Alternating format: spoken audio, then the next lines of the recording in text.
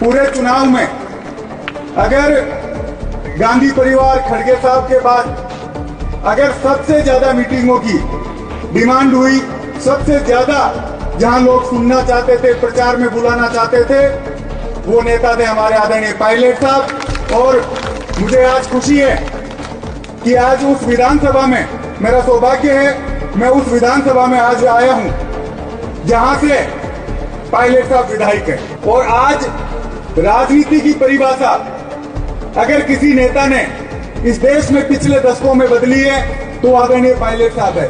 क्योंकि उससे पहले यह सुनने में आता था कि अगर विधायक बनना है, सांसद बनना है, प्रमुख बनना है, प्रधान बनना है तो उम्र 50 साल तो कम से कम होनी चाहिए और पैसा पेट भर के पैसा होना चाहिए। पायलट साहब ने दोनों चीजों को नकारा। हम जैसे 20, 25 साल, 27 साल, 28 साल के युवाओं को मौका दिया। दोस्तों,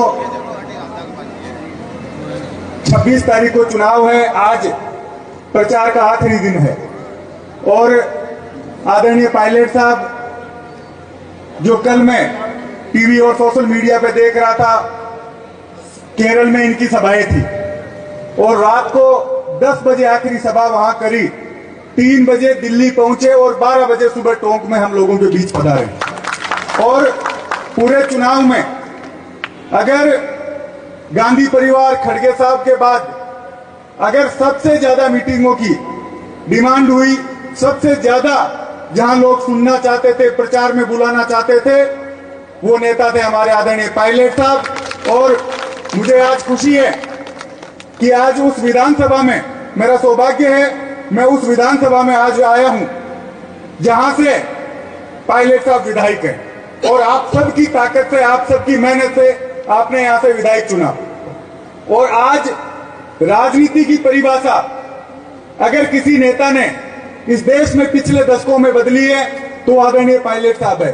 क्योंकि उससे पहले यह सुनने में आता था कि अगर विधायक बनना है, सांसद बनना है, प्रमुख बनना है, प्रधान बनना है तो उम्र 50 साल तो कम से कम होनी चाहिए और पैसा बेग भर के पैसा होना चाहिए।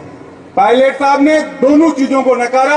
हम जैसे 20, 25 साल, 27 साल, 28 साल के युवाओं को मौका दिया।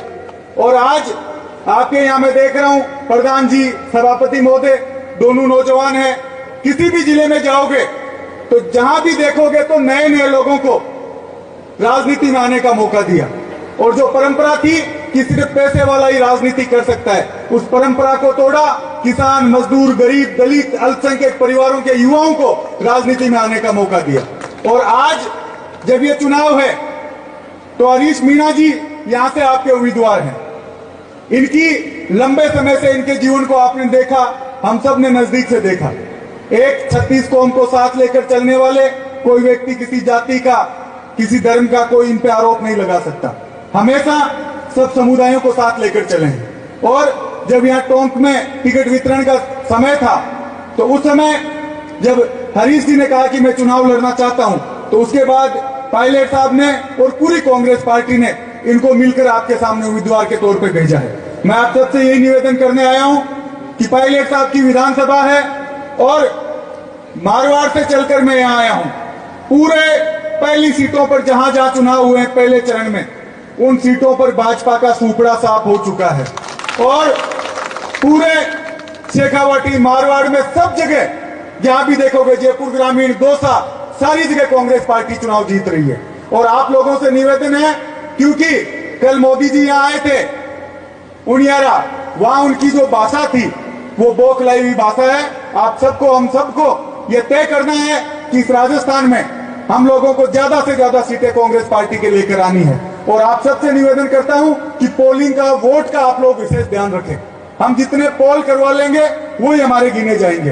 पोलिंग का आप विशेष तौर पर ध्यान रखें। और दोनों नेता जो आपके सामने आज यहाँ मंच पर है, जो वोट की अपील करने आए हैं, पायलट साहब और हरीश मीणा जी, दोनों नेता इस देश को, इस राज्य को अलग दिशा देने वाले लोग हैं, पढ़े लिखे लोग हैं और एक विजन के साथ राजनीति करने वाले लोग हैं।